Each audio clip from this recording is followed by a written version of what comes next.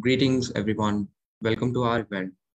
We are truly happy to have all of you here. I am Ashish Manav, and I'm from the Public Relations team here at the Center for Regional Research and Sustainable Studies, a multidisciplinary non-profit think tank that performs research and studies independently and along with faculty of certain academic and governmental institutions. The CRRSS is devoted to working for the awareness and implementations of the United Nations Sustainable Development Goals. Today, we are all gathered here to engage with one of the most hot topics of the current global order, the COVID-19 pandemic. And we are specifically going to look through the lens of the youths of South Asia. The COVID-19 pandemic taught us a variety of survival and resilience skills. Throughout the pandemic, young people have arisen as leaders who have fostered unity, collaboration, and challenged misinformation, racism, and other societal skills. This panel takes inspiration from several young leaders and brings attention to the topic of how we can learn and implement ideas from youth in the United Nations 2030 agenda in South Asia. Our event is part of the United Nations Economic and Social Commission for Asia and the Pacific. And to moderate it, I would like to introduce to you all Mr. Prateek Raj Srivastav, the Executive Director of CRRSS. Over to you, Prateek. Thank you, Ashish. Good evening and good morning for some of us. Thank you so much for joining, people who are joining here and people who are joining on Facebook. Thank you for registering for this event, and many, many thanks to our various team panelists who will love to hear from about their work, about their activism, about their stories.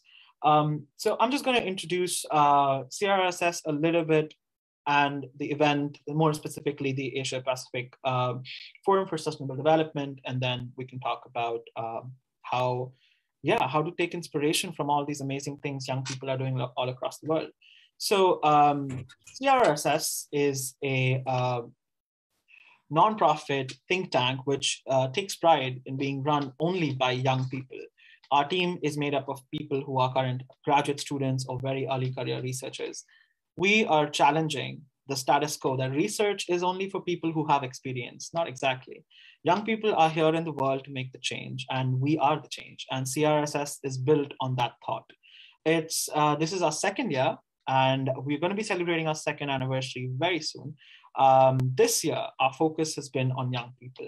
Last year, we focused on gender equality and how to bring gender equality in every arena of our lives, not just in politics, not just in governance, but every single thing, including the streets we walk in, the shops we go to, all different things. And this year, with the same energy, we are talking about young people, how young people can be brought to main, forefront of the various movements. And I also take pride in this panel. We have amazing young people who are doing amazing things all across, different fields. So I'm sure people will love to hear more about it.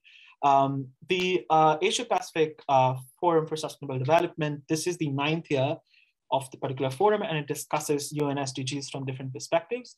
This year, apart from various different goals, one of the major goals is partnership. And that has inspired this panel. How do we learn about surviving the pandemic? How do we learn about resilience? How do we learn about governance? How do we learn about activism from one another? And what better to take inspiration from all these amazing South Asian countries? We are a family at the end of the day. We are divided by our borders, but we are united by our problems.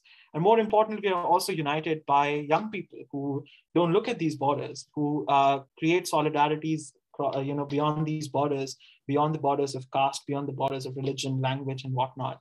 And the inspiration behind this panel was to bring the voices of South Asia and talk about how we can take inspiration from young people.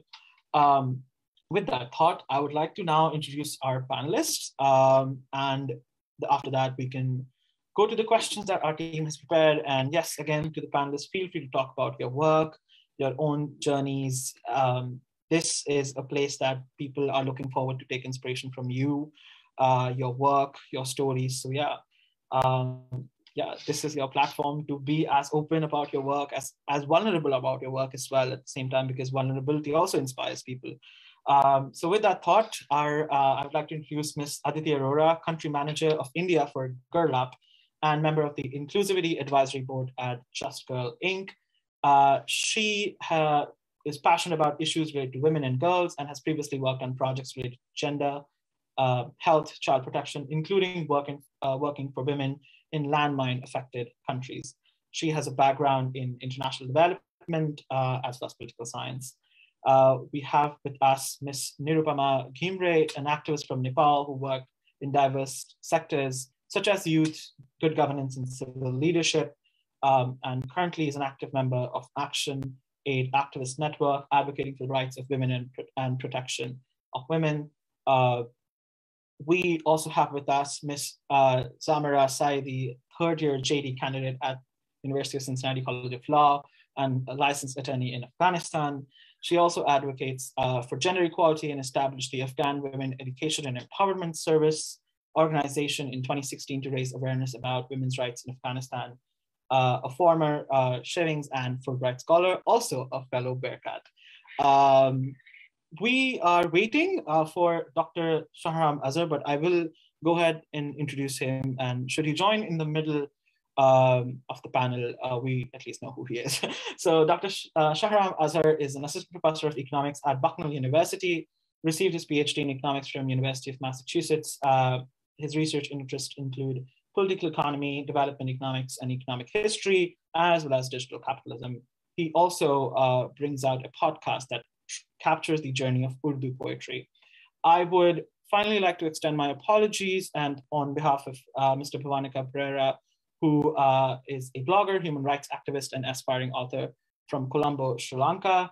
I have had the honor of working with Bhuvanika Pereira several times over the past year or so, and yeah, he's not able to join due to some health issues, but he sends his regards and best wishes, and he does also wish fellow South Asians and fellow youth activists well in their work. A little bit about him: he has been an outspoken critique of the political issues in Sri Lanka, specifically now when there's a massive economic crisis going on. And he also works as a political blogger with the Brunch magazine, again, a very radical magazine that talks about young people's lives in Sri Lanka. I myself conduct research on Sri Lanka, so should there be any insights from Sri Lanka that Bhuvanika and I have discussed over past year or so, I would shed some light. But I would love to have our panelists talk everything about their work, about their lives, and so many different things. So with that, anyone please feel free to go first. And yeah, so again, very sort of informal discussion. We want to hear everything about your work. So my first question to you, fairly simple, is how has the youth managed themselves within the pandemic, and how youth in your respective countries use their platforms to create awareness about challenges during the peak of the COVID-19 pandemic? Aditi, would you like to start? Thanks for that, Prateek. And thank you again for inviting me to this panel. I really appreciate the opportunity. And, to your question, I think I'm going to take the liberty of generalizing and saying that the past 2 years haven't been easy on anyone, especially the youth, of course. There has been economic disruption, there has been disruption of education, there has been ambiguity around their future, around their health. But I really think that we need to give youth a little more credit. I think youth are resilient. They are strong, they are passionate, and we should acknowledge that spirit. Girl Up in India, I work for Girl Up, and Girl Up in India has seen so much advocacy, so much movement, so much growth during that pandemic year. And they've also helped a lot of people and realized the vulnerabilities of other populations and have supported them. So Girl Up members saw that there was a lacuna And they swiftly stepped in to disseminate information among their peers around, say, the hospital beds or the situation of medicines, and help contain the spread of the virus. They've also provided access to educational, peer-to-peer mental health advice, other programs to support adolescents and young adults in confinement. I know for a fact that a lot of our youth members have gone around distributing sanitary pads, sanitizers, food packets, stationaries, even refurbished mobile phones to help the hardest to reach girls have a fighting chance for a better future. And these initiatives, maybe they might be at a very micro level, but they've been very, very crucial to mitigate the closure of schools and support services, addressing loneliness and anxiety, and also promoting social cohesion. So I think that's what the youth of at least the youth I know, this is what we've been able to do during the pandemic. NIrupama, would you like to go next?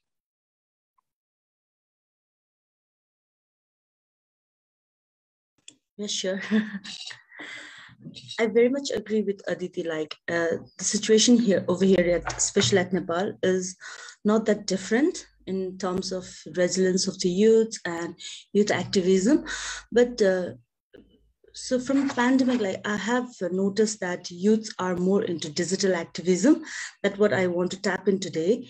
So you can see, like from digital movement, the youth have taken like from digital to street. Earlier it was from street to digital platform. Now the activism is emerging from digital platform and it's taking to the street. Like there was a huge moment during the COVID-19 where the young activists demanded for RT-PCR test for all, where like government was doing a kind of testing appetite where like they were just testing like only a certain group of people, and it was really creating chaos, and not all people had access to RT-PCR. And most of the people know that Nepal has a lot of migrant workers. So during the time of pandemic, huge flock of migrant workers were returning back, and there was no provision of RT-PCR. So the youths demanded, and even like they spontaneously went for hunger strike. So, and they were successful in making government like the mandate to do RT-PCR for all. So I think that's a huge moment that went during the COVID-19. Okay, I think it's me next. So first of all, let me thank you for having me here. This is my first time that I'm joining an event related to South Asia that includes Afghanistan, and it's a great honor, so thanks for having me.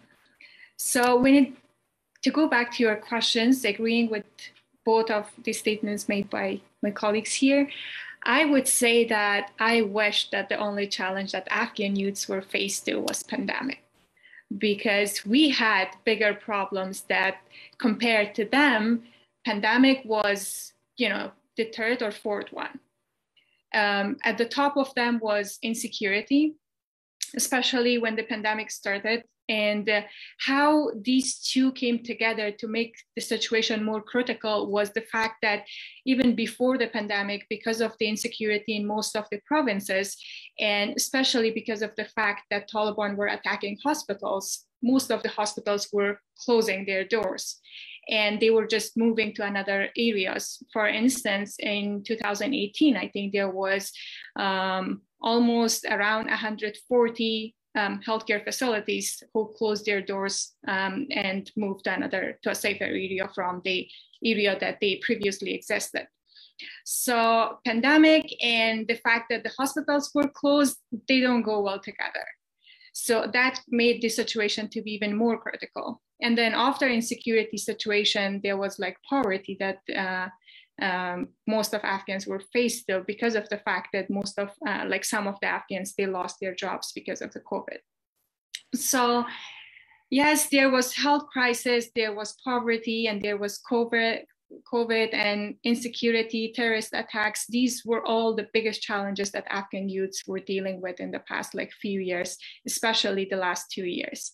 But since we are focusing on positive things here, I will just, mention them and move on, and then raise some positive activities that they did during these years. And I would say that, not just youth, but I myself was not, I was not in Afghanistan, but I was following the events and activities, and most of the new businesses, entrepreneurs and private sector, they got together, they started like donating money and sort of like buying food items and sanitary items and distributing them among the families who needed them, and not just families, but also the people who were like internally displaced because of the security issues, and they didn't have like a place to live in. So these private sector and youth, they came together. They tried to not only provide like food or healthcare items, but also try to find a place for them to stay or a place for their families to live in.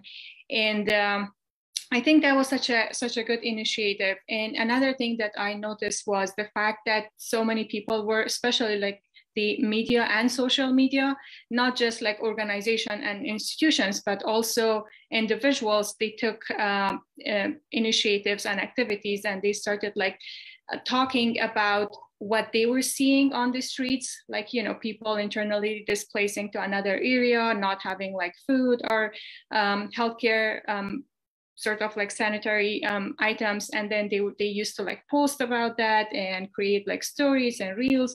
And then the other people, Afghans or not Afghans outside of Afghanistan, when they were seeing those stories, they were trying to reach back and find these peoples. And it sort of built a connection or a sort of like canal that was transferring networks and helps and news between the people who were inside and outside. So before, like, I wasn't sort of like, I haven't seen such a big activity, but during the past 2 years, not just with COVID, but also with the security situation, with the governments falling down and all other activities that are going on right now in Afghanistan, I could see like, how people are trying to keep talking about that instead of keeping silent. And just the simple act of talking makes it so visible and sort of like reachable to a lot of other people outside who don't have access to sort of like, news is about Afghanistan. So social media, and people just simply posting and talking and discussing about that, or youths or small businesses and entrepreneurs getting together and trying like to donate money or initiate another ways that they can help people who were like in need. I think these were the sort of like ways that they were trying to deal with those challenges. And I think that was great. And I would appreciate, like, if we start doing these sort of activities between our countries to sort of cooperate with each other and just facilitate to network with each other more. So I will stop there. Otherwise, I will keep going without stopping. Great. My follow-up question, this is something which specifically myself, I saw in Sri Lanka as well, people using social media for literally everything, including finding basic things like milk powder and petrol, and that's happening right now as well with the economic economic setback that the country of Sri Lanka is going through. And I say this as someone who conducted fieldwork in Sri Lanka at the very peak of the COVID-19 pandemic in India and most of South Asia. And what I find also interesting here in the panel, hearing from three of you and my interaction with people in Sri Lanka, including Mr. Pereira, is the fact that there is common ground, that people want the change, people want some kind of change in their governance, in their everyday life, and sort of use similar but diverse methods of doing the same thing. So my next question to everybody would be, how can we learn from each other? How can we, building up on Zamira's point, how can we learn from each other, create like a larger South Asian solidarity? How do we reach there? Because obviously all of us are fighting whatever we can in our own countries, in our own households for that matter. But where does the larger solidarity comes in? How do we do that? How, we think about that? So yeah, that would be my follow-up question. Anyone feel free to go again. Great. I could go with that because rest of my conversation was on that one. Sure. So I would say that, there is a famous poem in Persian, which basically says that "Choz bhi badar da barad rozgar degar osfara namanad karar." And it means that if one part of your body starts hurting, like all parts of your body gonna be disturbed with that. So when we talk about like South Asia or Middle East as like a region together, all of that, they are connected with each other, that if one of them goes like insecure or at war or conflict, it's gonna impact all other ones. So one of the ways, and it's like it became super effective in the West, like especially with the Black Lives Matter movement, and that we could do the same thing in Middle East or Southeast or in Asia, would be like just use of social media and hashtags and campaigns. For instance, like right now, just yesterday, when Taliban closed the door to Afghan girls, and then they were like, okay, Afghan girls are not allowed to go to school. There were a lot of girls who went to school and then they found that the doors were locked and then they were returned to go back home. And there are a lot of people who started this campaign like hashtag let Afghan girls learn.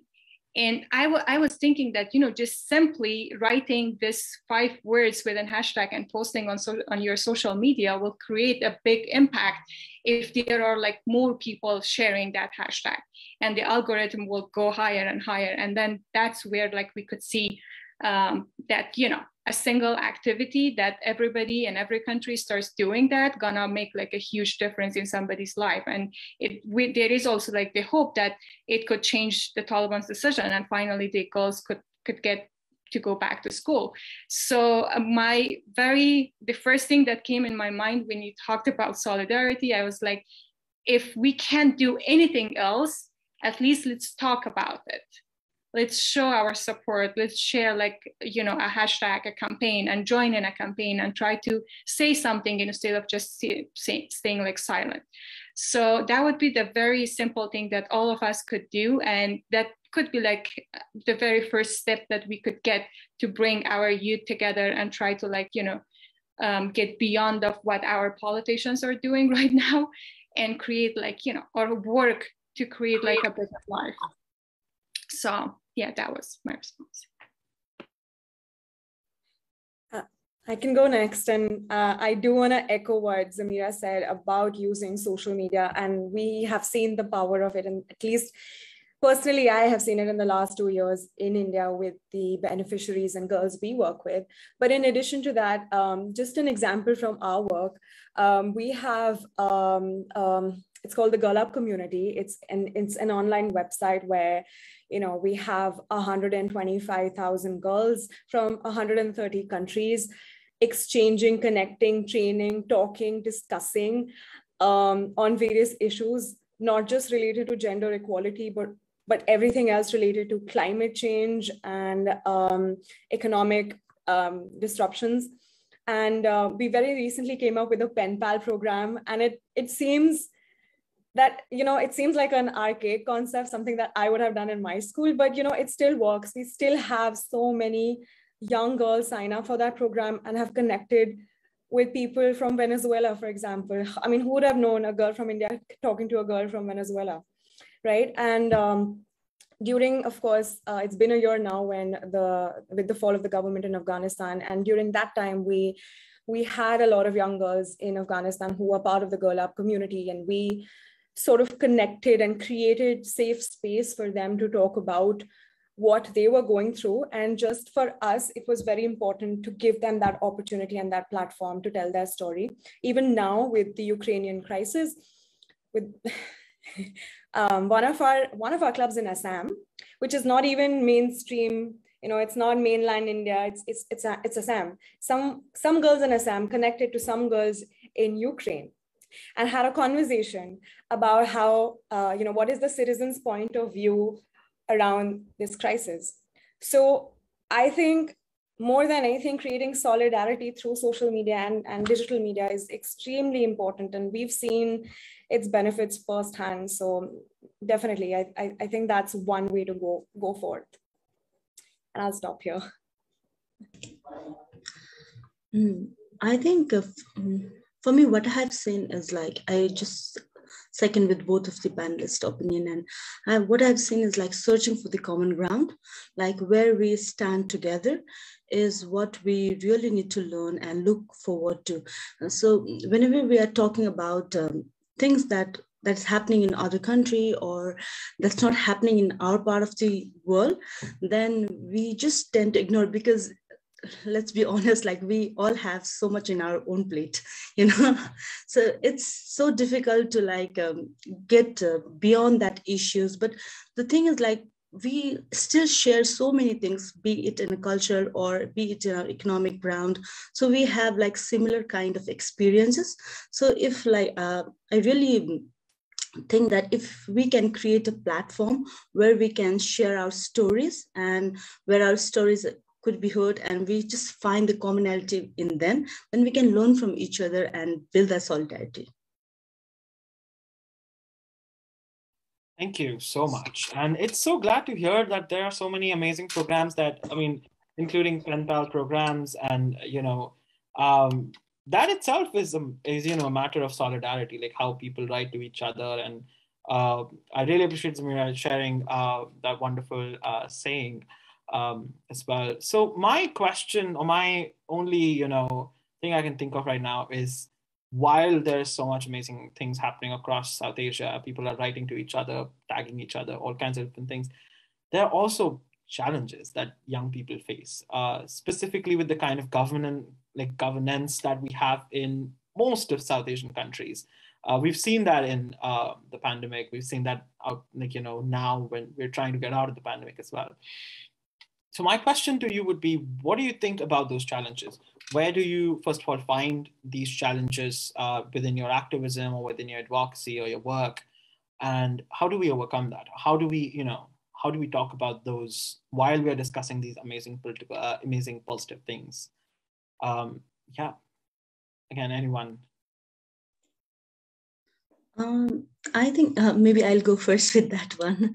So what challenges that I have seen, especially in social media activism, like we are talking about right now, or in any sort of activism in today's context, is that there is a problem of sustainability. I would say challenge of sustainability. And there is also a challenge of a lot of information that is floating around. So it's so important to distinguish between the information that we are consuming today, because like young minds, they really have so much to take in and they can't distinguish like where to go. And also like there's a very quick change in the issues. Like one day you'll see one issue, then they are doing continuous for 1 week. Then next there's another issue and they're just forgetting about the previous one. So the continuity and sustainability and also like a lot of information that's to grasp in is, I think, one of the challenges in like today's activism. And also, so like there's no control about what sort of information you consume, so you have to like distinguish. It's very difficult to distinguish what is actually fact and what's just like a fluke. So it's a challenge, quite a challenge in that platform. Okay, I could go next. So one of the things, it's my own observation, but what I see the problem in the countries in our region is the fact that we have very bright and very super honest and intelligent youth people, but they don't have much power to actually do something, And then there is like the governments, which are powerful, but they don't have the mindset of our youth people to actually work for bringing changes or creating like a platform where our countries come together and cooperate with each other.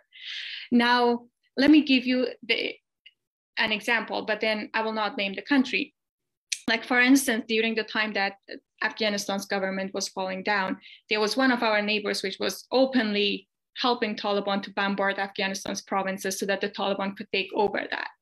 And then there was young people from the same country who were my friends, and they were texting me and saying, sorry about that. Like, I'm so sorry, I'm with you, we support you. We just don't know how to stop our government from doing the same thing. So I could see the two different mindsets from the same region, from the same country, like same territory. So, and then I was like, okay, if this person was instead of that government, probably that wouldn't happen. So that was what I observed or noticed. And then a suggestion that I would give would be like, you know, we have a lot of good young people, but the fact that they think their voice wouldn't matter, or they may not find other people who will echo their voice and then they could create an impact or do something big, that's what they discourage. It sort of like discourages them, and then they will just keep silent, or they won't do anything, or they will be like, okay, it's just me saying the same thing, and it wouldn't create like, you know, any changes even if I say it loud, like out loud. But once somebody starts that, and then rest of that just go ahead and support that person in that, like, you know, initiative, or fighting for freedom, or for girls' education, women, and all other like goals that UN is following. And I just looked at them and I was like, okay, this is not possible unless like we create sort of like cooperating government between each other first. And I would say that, yeah, if our young people creates a platform together, that one of them raises an issue and suggests a solution, and rest of them tries to follow that person and echo that person's voice, and then there is like, instead of one person, there will be like thousands and millions of people saying the same thing.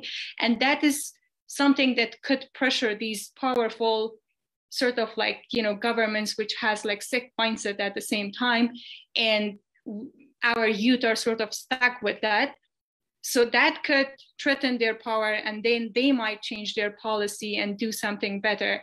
Because, you know, if we are burning our neighbor's house thinking that, you know, after that I will have the beautiful one here, that's a big mistake, and that fire might just, you know, keep going and sort of burn my house on the way too. But so yeah, I would suggest creating like a platform, as she mentioned earlier, and then try to get youth together, and then a platform that when somebody like raises a challenge or an issue, everybody else could think about that and be like, okay, I think this is the best solution for that.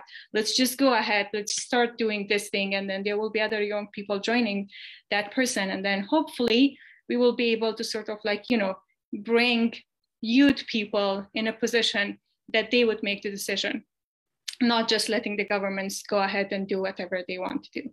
And that was my response.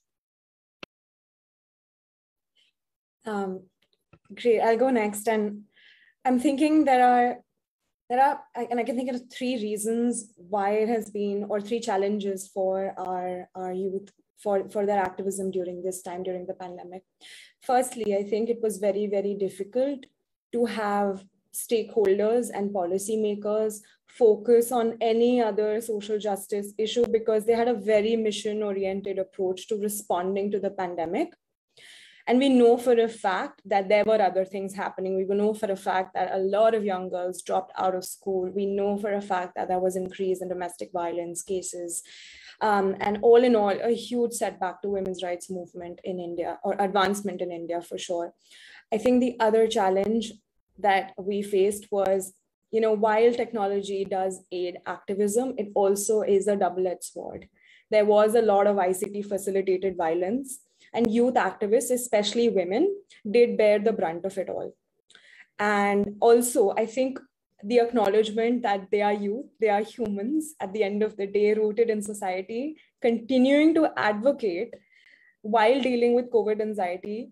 Perhaps they were engaging in care work, perhaps they were studying, perhaps they were finding a job, or all of this affects your mental health. It will lead to a burnout, and we didn't have access to services at that point in time.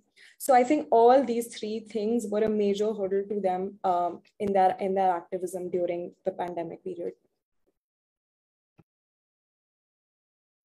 Thank you so much. And all of you did touch on the second question, on like the major question that people really wanted sort of an, if not an answer, maybe perhaps like a scratch of an answer to. How do we do this, you know? Because let's look at the UN.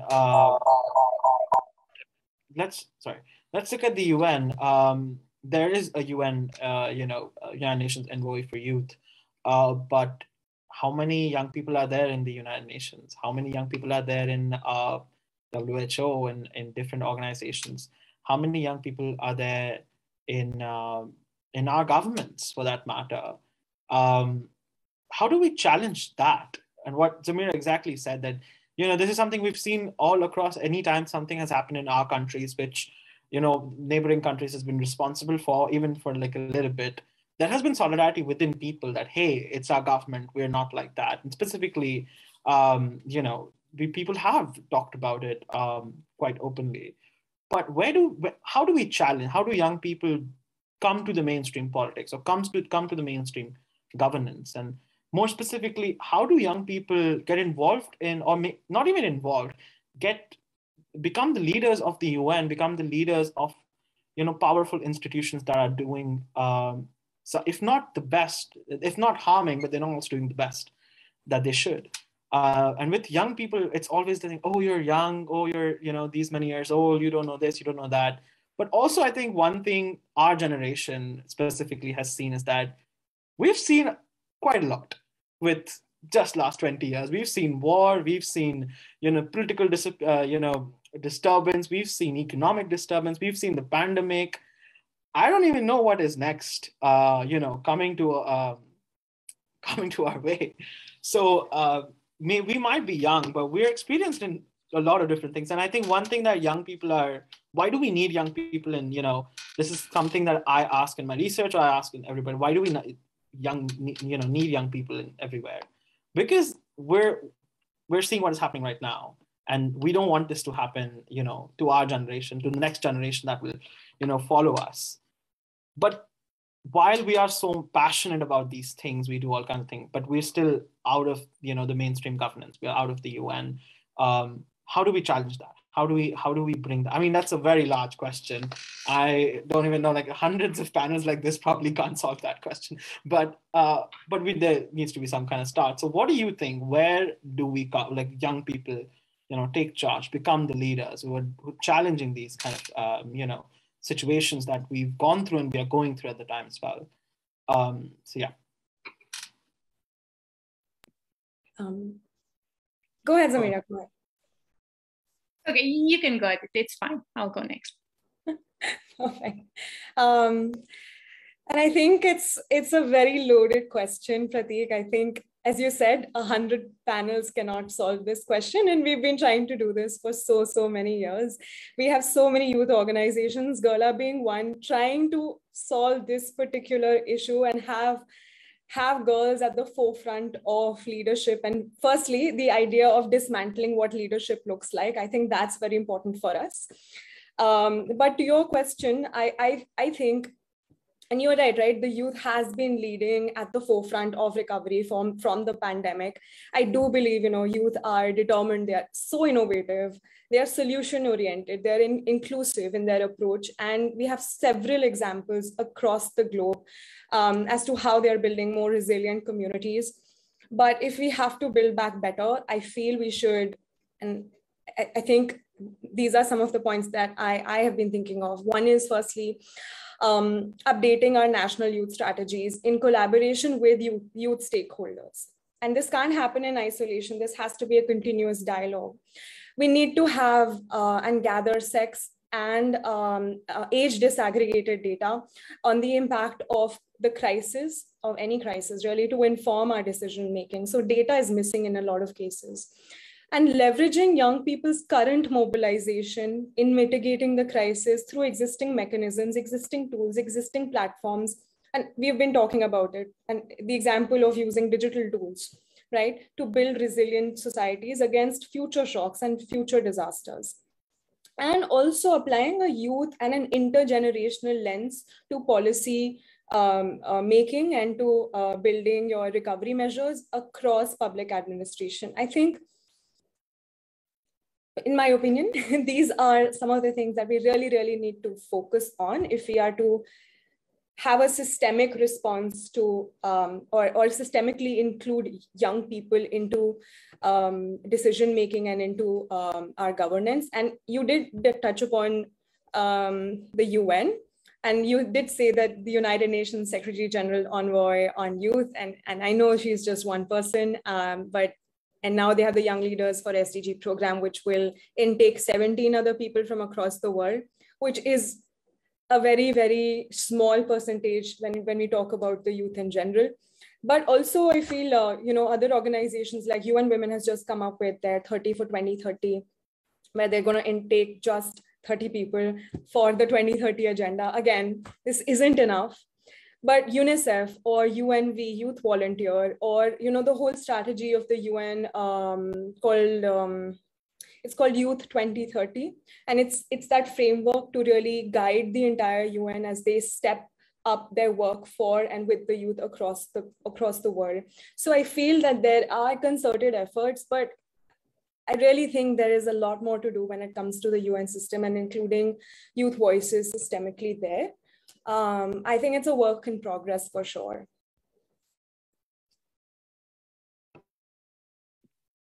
Yep. So agreeing with what Aditi said, I will just add a few points to that. There is one thing that, if our youth are sort of like waiting for the people who are like running their countries, for the governments to come and hand it, like, give it to them that, okay, let's just join us. We will hire you in this position. We will let you make decisions.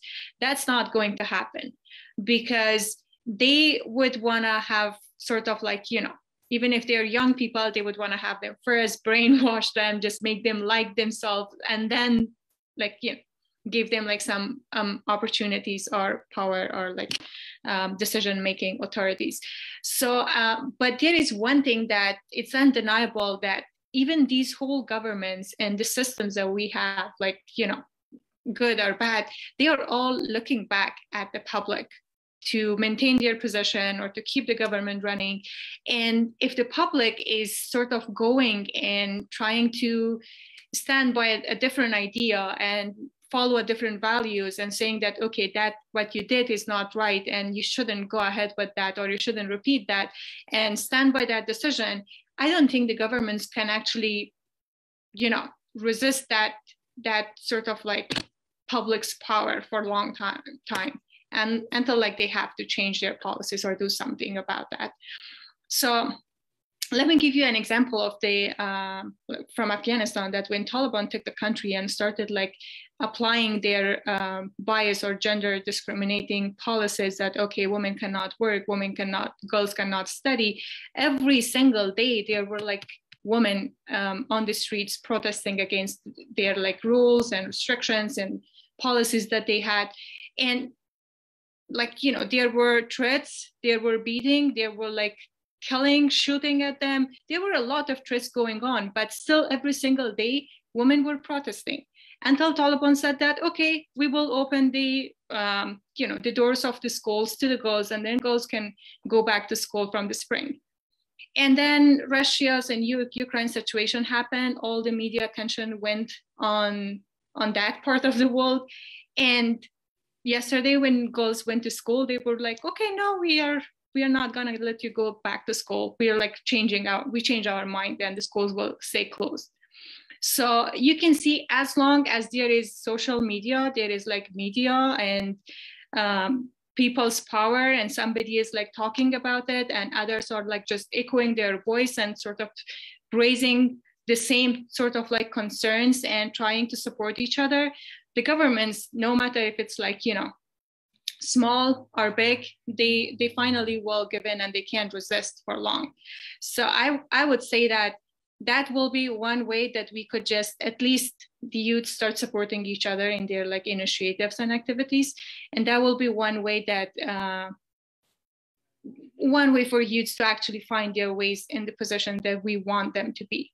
And about the UN positions, Aditi knows more about that, and she spoke that there are like, they are trying at least to have like sort of more young people getting involved with different programs and trying to have like different sort of like opinions and different sort of initiatives to work on. And the good thing about young people is the fact that they don't have the experience or the sort of like set path that others follow, like especially like politicians and government authorities follow, they always will think of like creative ways and honest ways and good ways to try to find solution for the current problems that we have. So yeah, I don't have a specific solution, rather, except saying that the good way will be like just to come together, support each other, and try to raise our voices. Because I wouldn't call it fear, but sometimes self-doubt that young people has in themselves, that if I say this, I will be disadvantaged from this one. If I raise my voice against that government, I will not be able to work with them in the future. So this sort of doubts and fears sort of like holds them back from expressing their opinion or saying what they want to say. And that fear is like, you know, we need to break that.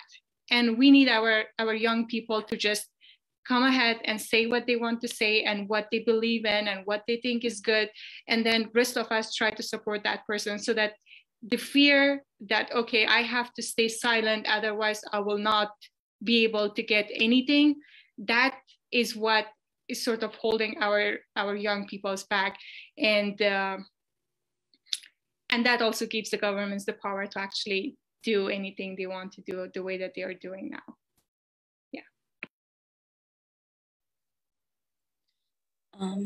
I think to address that question, I think the other panelists have done it beautifully. So I'd just like to add fewer points in context of, especially of Nepal. So what we have seen recently is that this transformation to youths are seeking for leadership transformation. So they were like, they are not just demanding for it, they are taking action for that. So for that matter, like you can see like a lot of youths have placed their independent candidacy for the position like mayor and everything for the city, or even for the rural governance and sort like that. So they are just putting like, they're not just saying like, we are youths and you just need to give us opportunity, but they are showing that, look, we have this sort of competencies and skills and experience. And so for instance, look, there is one of the candidacy like that has been placed for the biggest city over here, that's Kathmandu. So there is one of the mayor position. So he is presenting his idea on the basis of what are the experiences he has garnered and what is his competency, and he has put his agenda like what he envisions to do in his terms and why like people should support him. So it's not just that like, oh, we are youth and you just need to give us opportunity. It's that we are competent enough, so we need our space. So that's the narrative we are changing right now. So another thing that we really need to tap in is the diaspora, especially like there are a lot of youths that are outside country, especially like young minds. They're still thinking about their country, but you know, like the situation like where you have to support economically to yourself, your family. So going abroad is like not by, you know, not for fun anymore, or not, it's not a choice, it's a compulsion for most of the youths. So I think like we really need to engage the people who are in like abroad, especially Nepalese diaspora, that I would say, or even like the diaspora in the South Asian context. I think the story is similar with other South Asian countries as well. So we really need to engage the diaspora and what are their thoughts. So if we really want to increase like youth participation or youth voices, then I think we should work on these things. That's all I want to say. We're reaching the end of our panel, so I will have this one question, which is, which I don't want an answer which is policy oriented or, you know, somewhere, which this is an answer that I want from you, from your heart, from what you think. So one line answers is, what do you think a future that is led by young people will look like? Should this happen in next 10, 15, 20, 30, I don't know how many years, if we have young leaders in most of our countries in larger South Asia, what will that look like? Or how do you think that will look like for you? So one-liners and yeah, from your heart.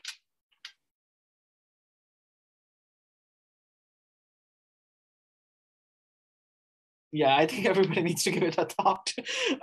Sure thing, yeah. I can go first. So I hope for a feminist future, a future which is inclusive, non-hierarchical, intersectional, and with co-leadership. Wonderful. Zamira. Well, I was thinking that, if youth are coming together and trying like to sort of like, cooperate each other in building or taking different approaches than the people or the governments that are doing right now.